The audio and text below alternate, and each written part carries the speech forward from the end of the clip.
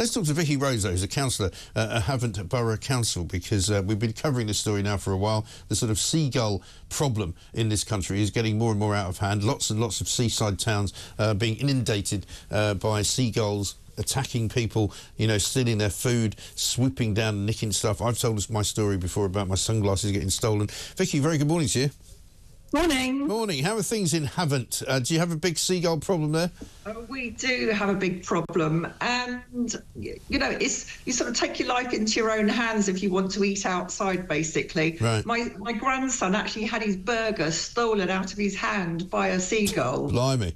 It's incredible. I was talking to a friend of mine yesterday who was telling me that actually in the middle of London he got attacked by a seagull, and it just sort of kept hitting him on the head and sort of trying to fly at him for no apparent reason, almost as though it was kind of deranged. But I've seen it down in Hastings, which is not a million miles away from where you are, where people sit down outside fish and chip shops and are then absolutely amazed at the fact that these gulls just sit there menacingly, and it's any chance they get, they just try and pinch a chip or anything.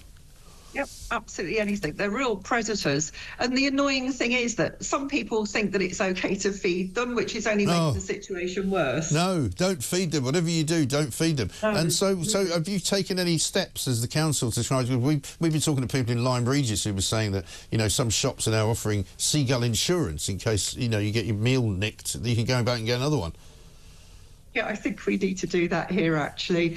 But, you know, they are a protected species, so there's not really a lot we can do about it. But to me, you know, they are pests. They really are. I mean, if it was rats, right, you'd be getting the rat catchers out and you'd be poisoning them, presumably, wouldn't you? Yes. The thing is, the noise is also a nuisance as well. I don't know if they were nesting throughout July, but the noise all night long was just unbearable. Deafening. Yeah, and also the stuff they leave behind, if you know what I mean, is pretty toxic as well. If you get any of that on your car, you've got to clean it off straight away, or else it'll burn through the paint. But, I mean, is there any way that this could be attached to a kind of health and safety initiative, and you could say, well, look, actually, these things are now endangering the public?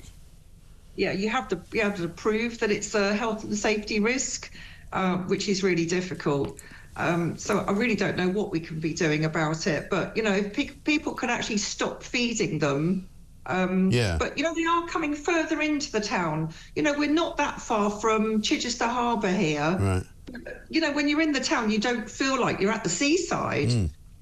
So to have all these seagulls flying around, is a real nuisance. Yeah, I mean, when I lived in Glasgow, they used to have a lot of seagulls in Glasgow, which is also, you know, not on the sea. I mean, it's up the coast a little bit and it's inland, but you know, it was almost like sometimes in the middle of the night, it sounded like you were at the seaside. Yes, it does here. Yeah, it's unbearable, really. I mean, I don't really think I had much sleep at all in July because they were squawking all night long. Yeah. It's unbelievable. I don't know, somebody's going to have to do something. Maybe it's a job for Keir Starmer to sort out. As if he hasn't got enough problems. Vicky, thanks very much indeed. Good to talk to you. Vicky is a councillor at Havant Borough Council.